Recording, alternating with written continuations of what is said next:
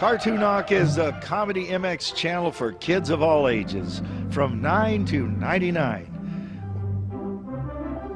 Whether your passion runs from classy cars to classic cartoons, from Howdy Doody to Coco the Clown, or from Space Patrol to Buffalo Bill Jr., visit Kartonok and watch all day. Turn your world upside down.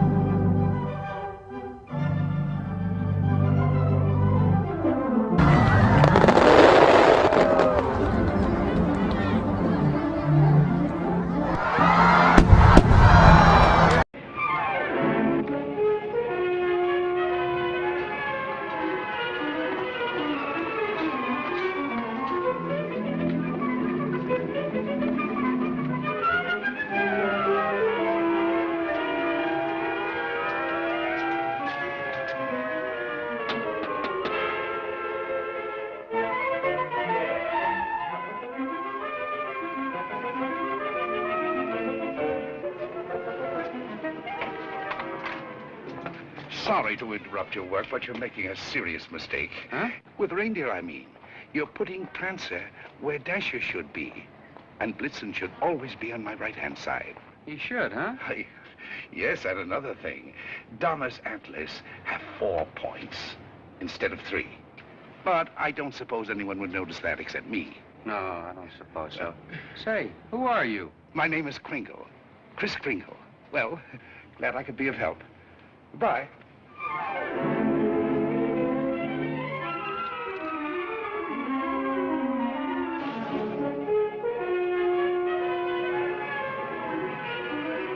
You see, it's all in your wrists, like throwing a ball. Now watch. See? Mrs. Walker, that new Santa Claus you hired is wonderful. Where'd you find him? We answered the ad along with 100 others. He is good, isn't he? Well, the parade's ready to start. You coming? I'm going home and getting a hot tub. I may just stay there until next Thanksgiving. But you've worked so hard on the parade.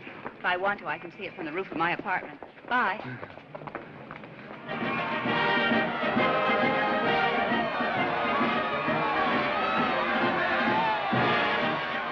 Look at that big baseball player. He was a clown last year. They just painted him different. My mother told me. She manages the parade. Wow, he's really a giant, isn't he? Really, Mr. Gailey. And you a lawyer. There are no such things as giants. Well, maybe not now, Susan, but in olden times, like the giant Jack killed in the fairy tale. Oh, one of those. I don't know any fairy tales. You mean your mother or father never read you any? My mother thinks they're silly, and I never met my father.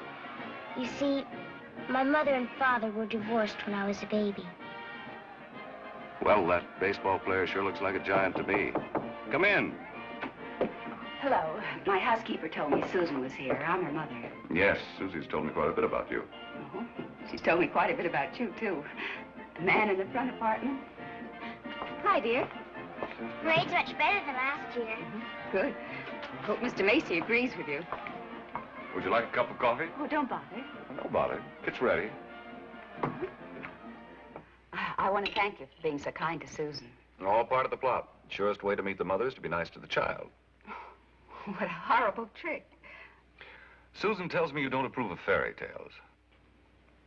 I don't. I think we should be realistic and completely truthful with our children. Not let them grow up believing in a lot of myths and legends. Like Santa Claus, for example. I see. The parade's over, Mother. The acrobats were good. Those prices, they should be. Mother, I was thinking, we've got such a big turkey for dinner, and there are only 2 of us. Couldn't we invite Mr. Gailey? Couldn't we? Oh, dear. Oh, please don't bother. I'll just get a sandwich or something. It's an awful big turkey. Oh, it's not that, dear, but I'm sure Mr. Gailey has other plans. No, he hasn't. Have you? Well, as a matter of fact, to be truthful and completely realistic with the child, I must say I haven't. Please, Mother, please. Didn't I ask her all right, Mr. Gailey? Well, that all depends. Dinner's at 3 o'clock. Susan, you asked just right.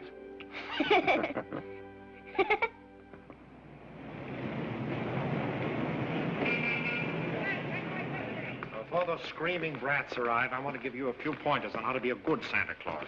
Go ahead. Now, here's a list of toys we have to push. You know, things we've overstocked. You'll find that a great many children are undecided as to what they want for Christmas. When this occurs, you immediately suggest one of these items. You understand? I certainly do. All right, here they come. You get up there and go to work and memorize that list. And remember, be jolly. You're working for Macy's. Imagine that. Making a child take something he doesn't want just because he bought too many of the wrong toys. That's what I've been fighting against for years. And what's that, Pop? Praying to commercialize Christmas. And a Merry Christmas to you. Now then, what's your name, little boy? Peter. And what do you want for Christmas, Peter?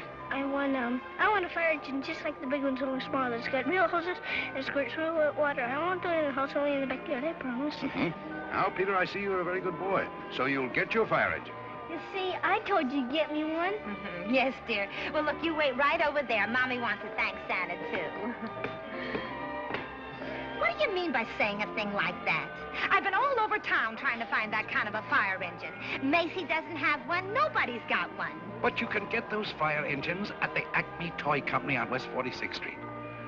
Only $4.50. Wonderful bargain. Oh, I follow the toy market pretty closely. Macy's sending other people to other stores? Well, the important thing is to keep the children happy. Whether Macy's or somebody else sell the toy, that doesn't matter, does it? Don't you feel that way? Me? Sure, but I didn't think Macy's did. I don't get it. I just don't get it. Oh, yes, we have skates. Nice, shiny skates, and they're very good indeed. But I don't think they're the kind of skates you want. Now, they have really wonderful skates at Gimbel's. Gimbel's? The sales lady said I was to speak to you. You're the head of the toy department. Yes, ma'am, yeah. Well, look, I want to congratulate you on Macy's and this new stunt you're doing, sending people to other stores. To think that a big store like this puts the spirit of Christmas before the commercial. I haven't done much shopping here before, but from now on, I'm a regular Macy customer. Gimbel's? And when you come to see me at Macy's, I shall tell you all about the wonderful toys. This seems awful silly, Mr. Gailey. Well, maybe you'll feel differently after you've talked to Santa Claus. Goodbye, and Merry Christmas. Now, what's your name, little girl? Susan Walker, what's your name? Mine, Kris Kringle. I'm Santa Claus. You don't believe that, do you? You see, my mother is Mrs. Walker, the lady who hired you. But I must say, you're the best-looking one I've ever seen. Thank you. Your whiskers don't have those things that go over your ears. That's because they're real, just like I'm really Santa Claus. Go on, pull them. Go on, go ahead, pull. That's it! And what do you want me to bring you for Christmas? Nothing, thank you. Whatever I want, my mother will get me. Sensible and doesn't cost too much. Susan, dear, I think you've taken up enough this gentleman's time. Your maid had to go home. Her mother sprained her ankle. She asked me to bring Susan down here for you. Yes, she phoned. I thought as long as we were here, we might as well talk to Santa Claus. He's a nice old man, Mother. And his whiskers are real, too. Yes, dear. A lot of old men have real whiskers like that. Susan, if you'd like to go over and look at the dolls, I'll be with you in just a minute. I want to talk to Mr. Gailey. I didn't think there was any harm in saying hello to the old gent. I'm sorry. Oh, I think there is harm. I tell her Santa Claus is a myth, and you bring her down here to meet a very convincing old gentleman with real whiskers. What's wrong with that? By filling her full of fairy tales, she'll grow up to believe life is a fantasy instead of a reality. She'll keep waiting for Prince Charming to come along, and when he does, he'll be a... We were talking about Susie, not you. Whether you agree with me or not, I'll have to ask you to respect my wishes.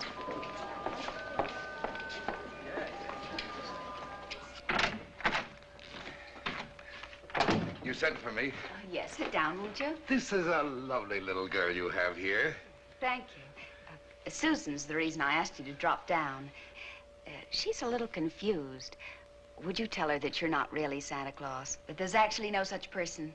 I'm sorry to disagree with you, Mrs. Walker, but not only is there such a person, but here I am to prove it. Oh, no, you don't understand. I want you to tell her the truth. What is your name? Kris Kringle. I'll bet you're in the first grade. Second. No, I mean your real name. It is my real name. Second grade. Good gracious. It's a progressive school. Oh, progressive school. Well, where did you get such a lovely outfit? Macy's. We get 10% off. Susan, would you go in and talk to Mrs. Adams for a minute? All right. Goodbye, young lady. Hope I see you again soon. I hope so, too. Bye. Kris Kringle. Address, Brooks Memorial Home for the Aged. If you care to call them and ask for Dr. Pierce, he'll be happy to confirm it. Age is old as my tongue and a little bit older than my teeth. Now, really? Well, that's the truth.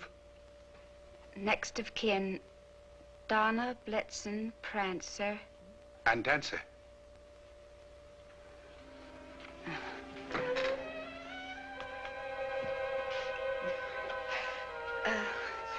I'm sorry, Mr. Kringle.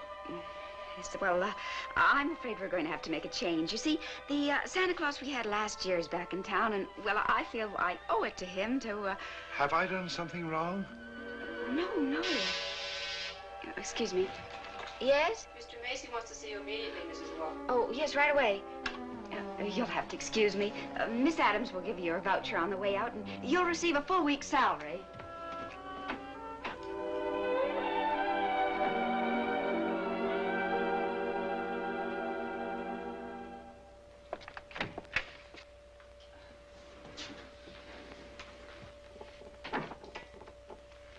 Now, about that new sales policy that you two seem to have initiated.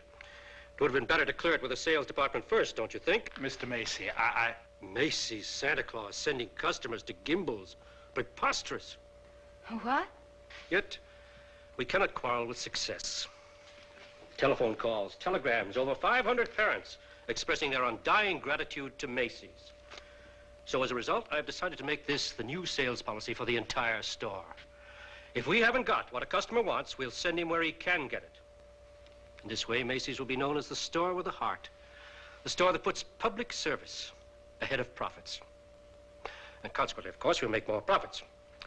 Well, I just want to express our appreciation and to tell you that in your Christmas envelopes, there'll be a more practical expression of our gratitude. Thank you, Mr. Macy. That'll be all. Thank you. Oh, and tell that wonderful Santa Claus of yours that I haven't forgotten him either. No, never mind. I'll tell him myself in the morning.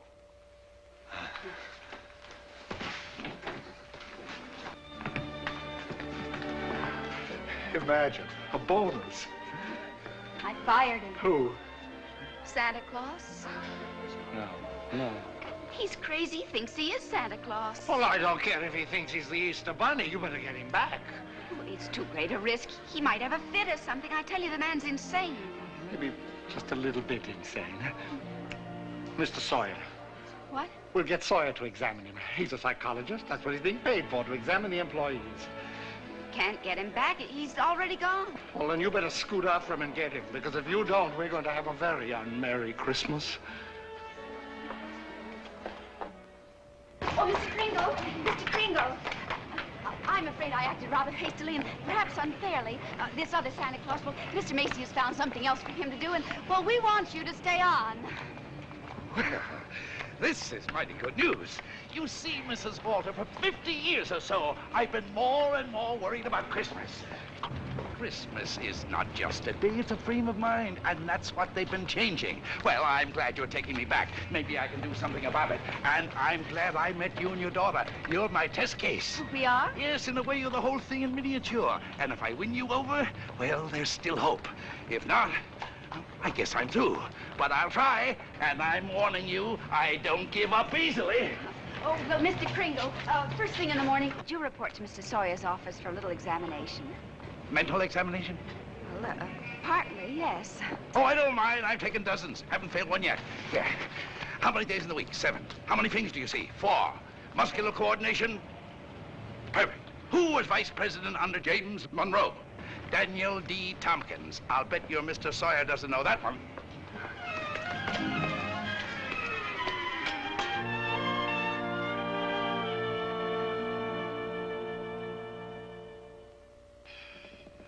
How much is 3 times 5? You asked me that before. I'm conducting this examination. How much is 3 times 5? Same as it was before. 15. You're rather nervous, aren't you, Mr. Sawyer? Do you get enough sleep? My personal habits are of no concern to you. Oh, I'm sorry. It's just that I hate to see anyone all tied up. How many fingers do you see? 3.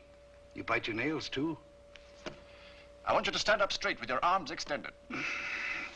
Muscular coordination test. Surely I'll be glad to. You know, very often nervous habits like yours is caused by insecurity.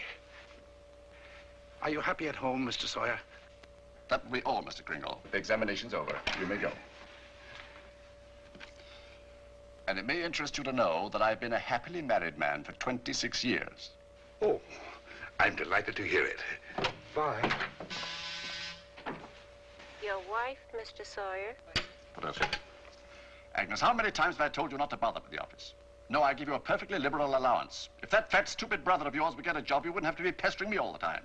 Not a penny. How long have you known him, Dr. Pierce? Well, he wandered into the home about 8 months ago. Looked the place over and said, well, it'll do. Just stayed on. Has he ever told you his real name? He said he was Kris Kringle. We never pressed him further. Mrs. Walker, after giving that man a comprehensive examination, it's my considered opinion he should be dismissed immediately. Dr. Pierce, Mr. Sawyer. Excuse me, didn't Kris answer the questions correctly? Well, yes, he did, but there was a complete lack of concentration.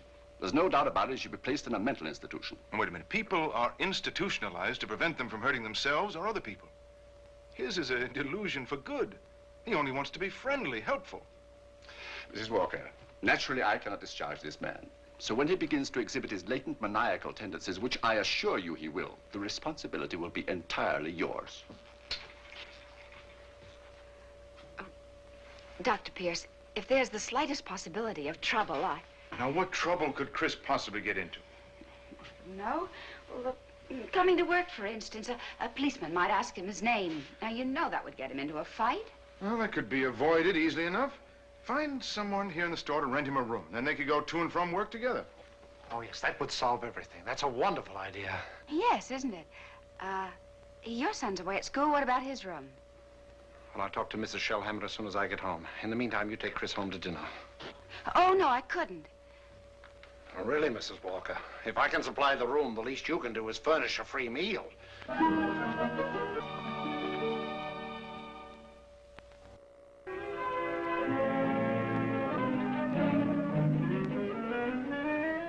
What sort of games do you play, Susan? I don't play much with the children. They play silly games. They do.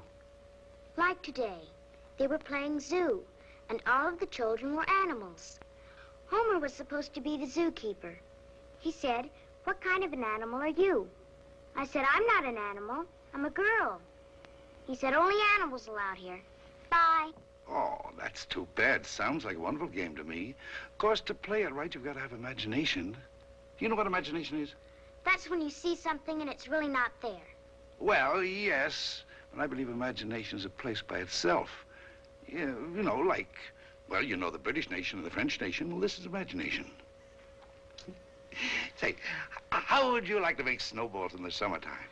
Or drive a bus down Fifth Avenue, Or be the Statue of Liberty in the morning, and in the afternoon, a flock of geese flying south?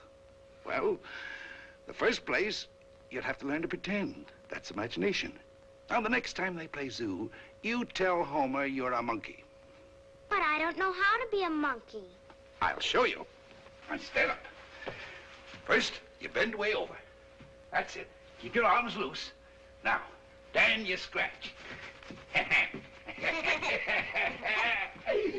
On the contrary, the firm of Hazlip, Sherman, and Hazlip has been very good to me.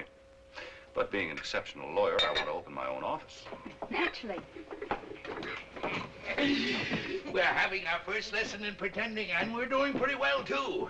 She'll be having nightmares for weeks. But she'll be having a lot of fun in the daytime. Hello? Oh, Mr. Shellhammer, that's fine.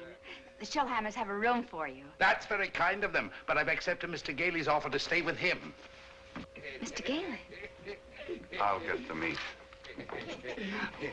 Oh, thank you, Mr. Shellhammer, but it seems he's made other arrangements. Yes, well, goodbye. Well, here we are. Steaks. No, it's venison. A friend of mine at the office gave it to me. What's venison? Oh, deer meat. If you don't like it, I have eggs for you. Could I have eggs, too?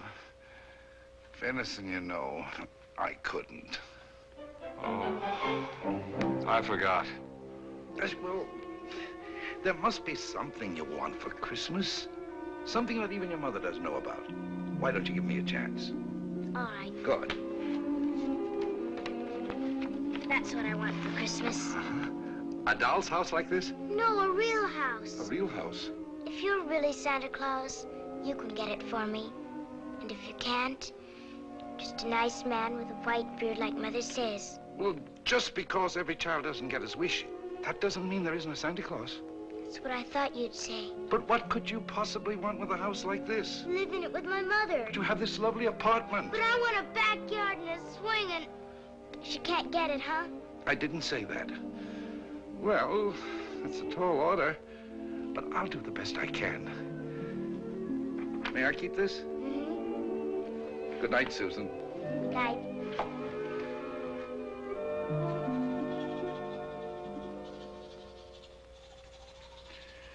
Do you like living in the city?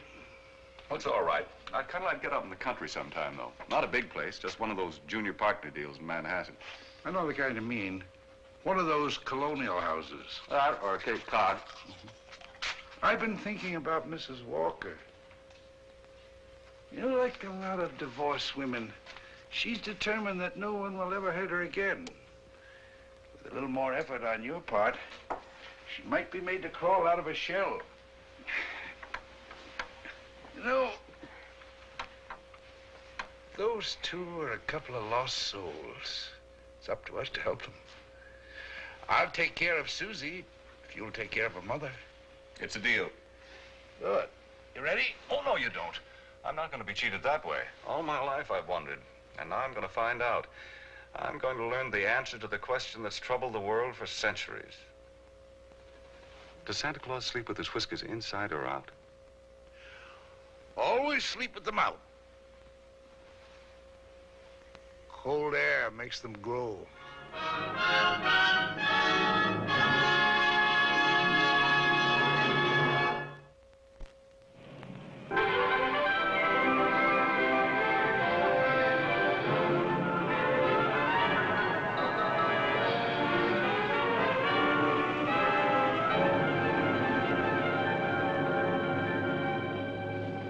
This is one event I never expected to see. Two can play at this game, Mr. Macy. If Gimbel's haven't got what the customer wants, we'll send him over to Macy's. It'll be a pleasure, Mr. Gimble.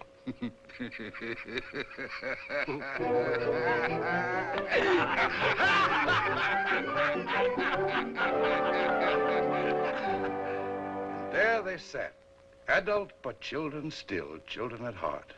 It was summer, warm, glorious summer. The end. Do you like that story, Susan? Mr. Kringle, do you think I'm going to get my house for Christmas? Well, I can't promise, but we mustn't give up hope.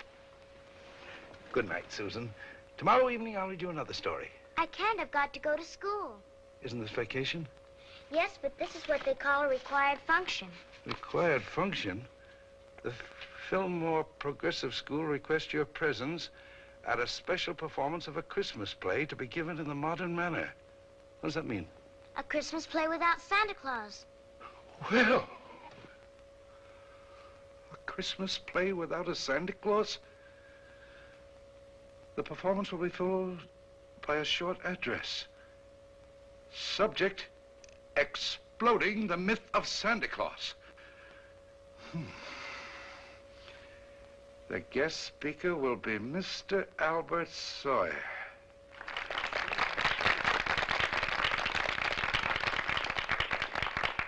I'm very happy you enjoyed our little play. And now it gives me great pleasure to introduce our old friend, Mr. Albert Sawyer.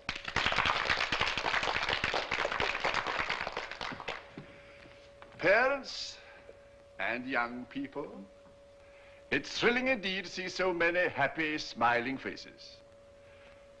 I know you're all looking forward to a joyous Christmas. But as those of you in this intelligent group know, this is going to be a Christmas without Santa Claus. Such a person as Santa Claus or St. Nicholas or Kris Kringle does not exist. Never has existed and never will exist. This silly old man in his red suit represents the wishful dreaming of all people. He's the all-giver, the generous father. Mature adults who keep this myth alive are clinging to childish fantasies and show themselves afraid to face realities. People who play Santa have a strong feeling of guilt. I see nothing to laugh at. Far from being amusing, this myth... Far from being amusing... Far from being amusing, this myth is actually harmful. Only stupid old men prancing around in white whiskers keep this ridiculous myth alive. Now he's gone too far.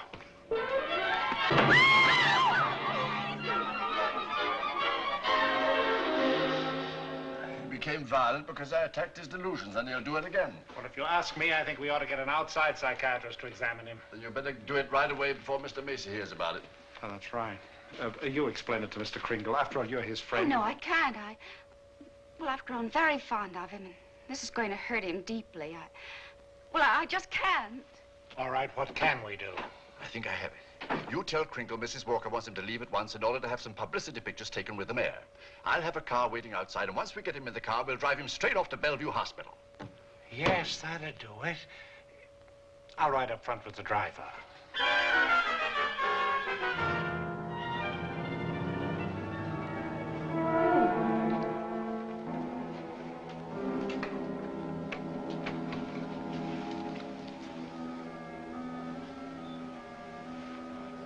Hello, Kris.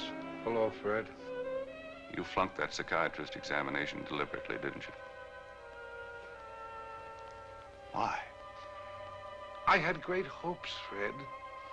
I had a feeling that Mrs. Walker was beginning to believe in me. Now I know she was only humoring me all the time. Mrs. Walker didn't know anything about taking pictures with the mayor. That was Mr. Sawyer's idea. It isn't just Mrs. Walker. Take Sawyer. Contemptible, deceitful, dishonest. But he's out there, and I'm here. If that's normal, I don't want it. But you can't just think of yourself. What happens to you matters to a lot of people. People like me who believe in you and what you stand for. People like, well, like Susie, who are just beginning to. Kris, you can't let them down. You're right. Let's get out of here. Now, wait a minute. You flunked that examination, but good. Yes. I said our first president was Calvin Coolidge. Oh, but you can fix that. You'll think of something. Now, take it easy. A judge is going to be asked to sign papers committing you to a mental institution. The only chance would be to prove you legally sane at a public hearing. Good. I can think of nothing better. Don't you see? That will settle the question once and for all.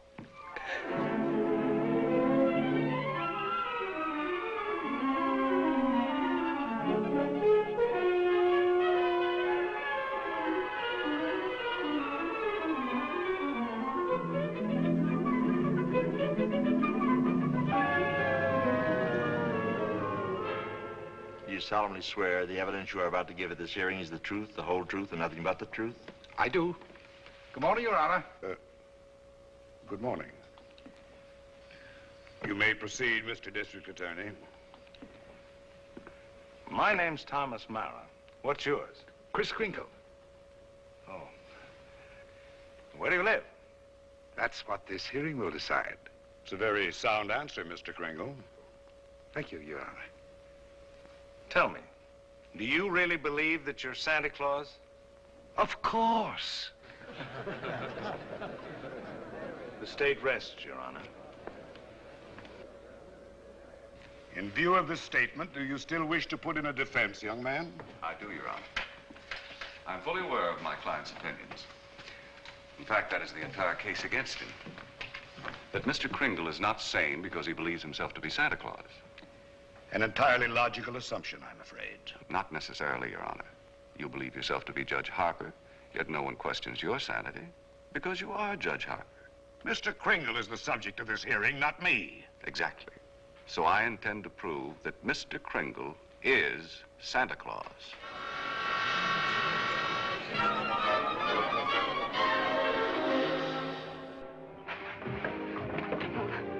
What does Mr. Hayslip, Sherman, and Hayslip say about the trial? That I was jeopardizing the dignity of the firm, that I either dropped the case or they dropped me. So, leaving me no choice, I quit. Oh, Fred, you didn't. Well, I can't let Kris down. He needs me and all the rest of us need him. Darling, he's a kind, wonderful old man, but... Well, you can't throw away your career because of sentiment. I'm not throwing a career away. I'll get by. I'm a darn good lawyer. This doesn't shake your faith in me, does it? This is a question of common sense, not faith. Faith is believing in things when common sense tells you not to. I wish you could let yourself believe in people like Kris, and in fun, and love, and joy, and all the other intangibles. Can't pay the rent with intangibles. And you can't live without them. Why don't you try a little blind faith, darling? String along with me. I think I've got a right to ask that. I think I have the right to ask you to be a little bit more practical and realistic.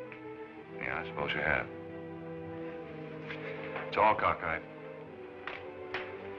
Here we are, as close as two people can possibly be, and yet there's a loneliness about it. I've tried my best.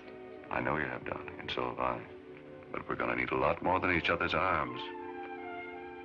And somehow I just don't think we've got it.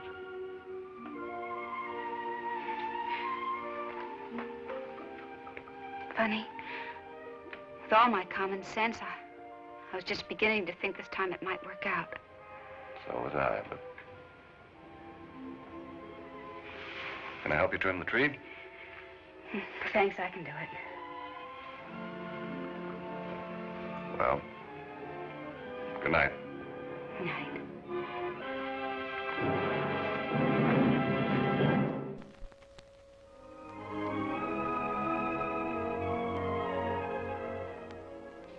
Your name, sir? R.H. Macy. Do you recognize this man? Yes, he's an employee of mine, Kris Kringle. Do you believe him to be of sound mind? I certainly do. Mr. Macy, you're under oath. Do you really believe that this man is Santa Claus?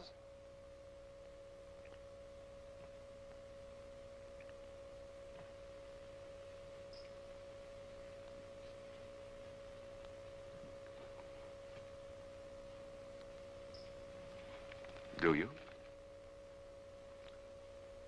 I do. That is all.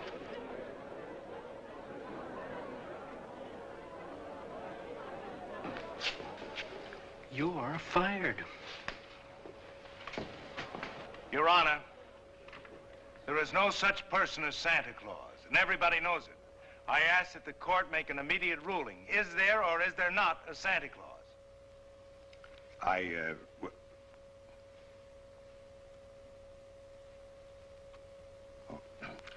This court will take a short recess to consider the matter. I don't care about the law. I'm talking about politics. You go back in there and rule that there's no Santa Claus, we won't be even able to put you in the primaries. Oh, Charlie. I'm a responsible judge. How can I seriously rule that there is a Santa Claus? All right, go back in there and rule there isn't. The kids read about it, so they don't hang up their stockings. So what happens to all the toys that are supposed to be in them stockings? Nobody buys them. Oh, the toy manufacturers are gonna love that. What about the Christmas card makers, the candy companies? Oh, boy, are you gonna be a popular guy. And what about the Salvation Army? They got a Santa Claus on every corner. Henry, I'm telling you, if you go back in there and rule that there's no Santa Claus, you can count on getting just 2 votes. Your own and that district attorney's out there.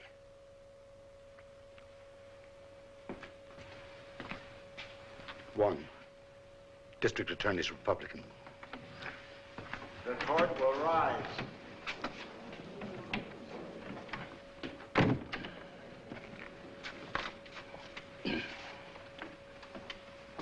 This court has just consulted the highest authority available. The traditions of American justice demand a broad and unprejudiced view of such a controversial matter. And therefore, this court is determined to keep an open mind and hear the evidence from either side. But can my opponent produce any evidence in support of this contention? Your Honor, I can.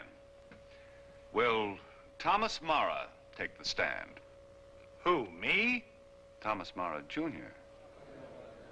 Thomas Mara. Hi, Daddy.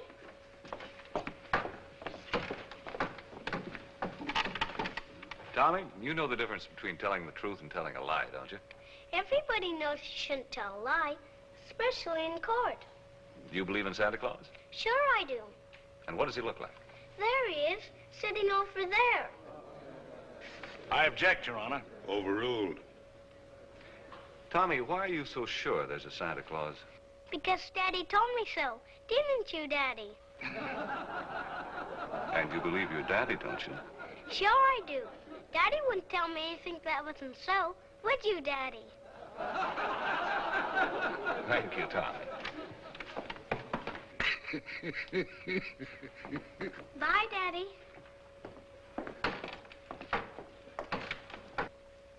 The state of New York is willing to concede the existence of a Santa Claus.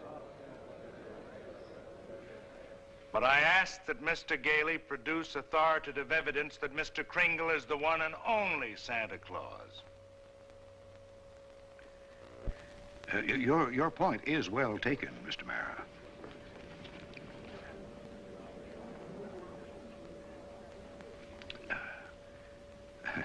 Mr. Gailey, are you ready to show that that Mr. Kringle is Santa Claus on the basis of competent authority? Not at this time, Your Honor. I ask for an adjournment until this time tomorrow. This court stands adjourned till 3 o'clock tomorrow afternoon. Bath's all ready. What are you doing? Writing to Mr. Kringle to tell him I believe in everything he told me. Everything will turn out fine.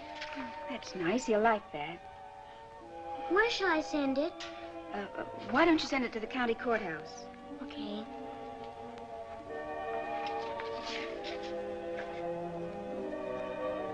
What did you write, Mother? I believe in you too, Doris. Go take your bath now.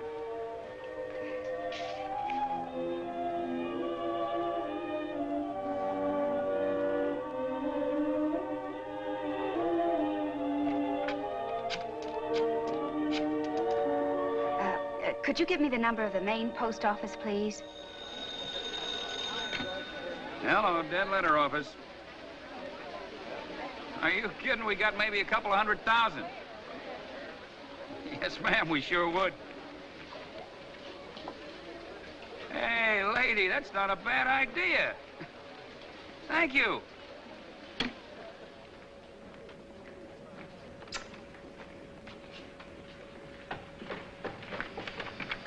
Chris, I've got bad news for you. I've tried every way to get some competent authority. I wired the mayor, the governor, everybody. Susan. And means more to me than all the mayors and governors in the world. It's all over. He hasn't got a thing.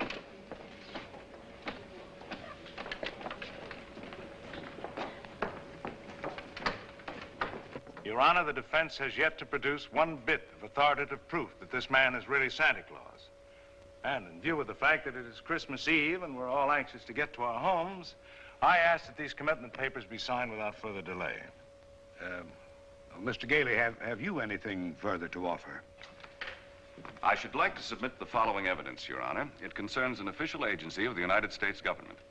The Post Office Department, one of the world's largest business concerns, did a gross business last year of $1,112,877,174. Your Honor, I'm sure they're all deeply gratified to know that the post office department is doing nicely, but it hardly has any bearing on this case. Furthermore, the U.S. postal laws make it a criminal offense to willfully misdirect mail or intentionally deliver it to the wrong party. Yeah, Your Honor. I'm sure that the state of New York is willing to admit that the post office department is authoritative, prosperous, and efficient. For the record? For the record. Anything to get on with this case. Then, Your Honor, I offer these letters in evidence. They're simply addressed to Santa Claus, yet they were each delivered to Mr. Kringle by bona fide employees of the post office department. I offer these as authoritative proof. Your Honor, 3 letters are hardly authoritative proof. I have further exhibits, Your Honor, but I hesitate to produce them. Oh, I'm sure we'd all be glad to see them.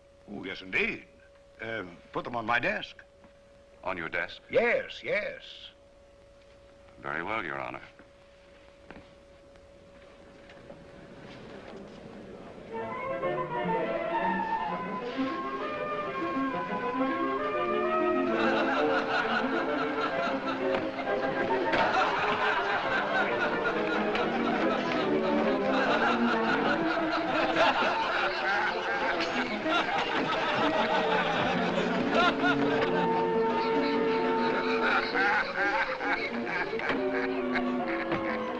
Your Honor, every one of these letters is addressed to Santa Claus, and the post office has delivered them to my client. Therefore, the United States government recognizes this man, Kris Kringle, as Santa Claus. If the United States of America believes this man is Santa Claus, then this court will not dispute it. Case dismissed. Thanks, Your Honor, and a Merry Christmas to you. And a Merry Christmas to you, Mr. Kringle. Oh, I got your note. It made me very happy. Oh, I'm glad, Kris. Won't you come to dinner tonight? I know. I'm working tonight. You see, it's Christmas Eve. Merry Christmas!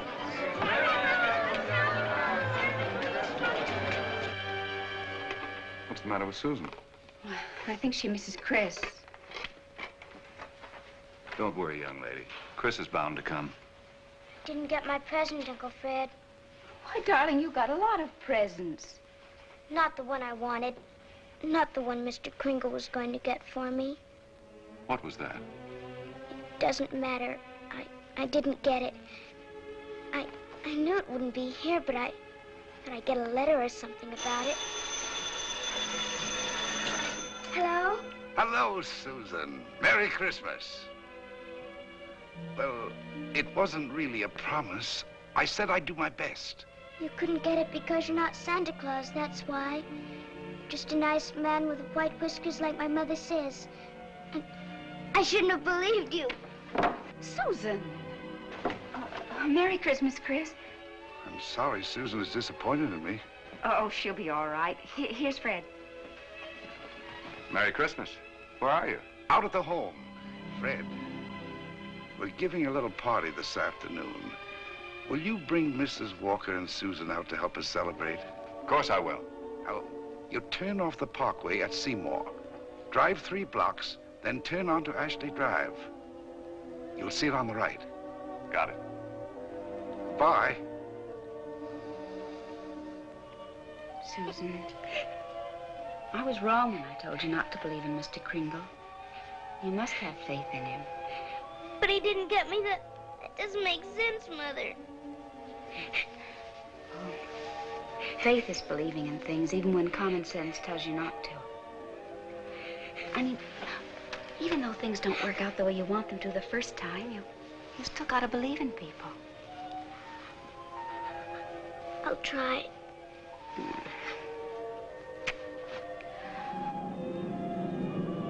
There it is, Ashley Drive. I do believe. I do believe. I do. Stop, Uncle Fred, stop! Susan!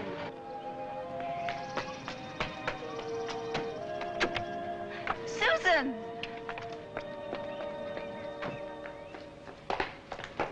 Susan? You shouldn't be running around in other people's houses. But this is my house, Mommy. The one I asked Mr. Kringle Now, for. Susan, darling. It is. I know it is. Oh, you're right, Mommy. If things don't turn out right the first time, you've still got to believe. Mr. Kringle is Santa Claus. He is. I'm going to see my swings. You told her that?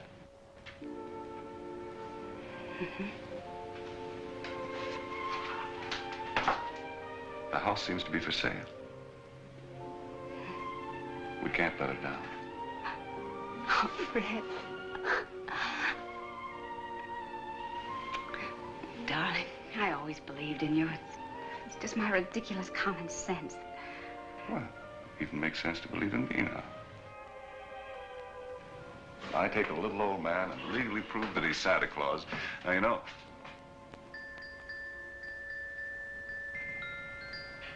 Oh, no. Wait, it must have been left by one of the tenants. Maybe. Maybe I didn't do such a remarkable thing after all.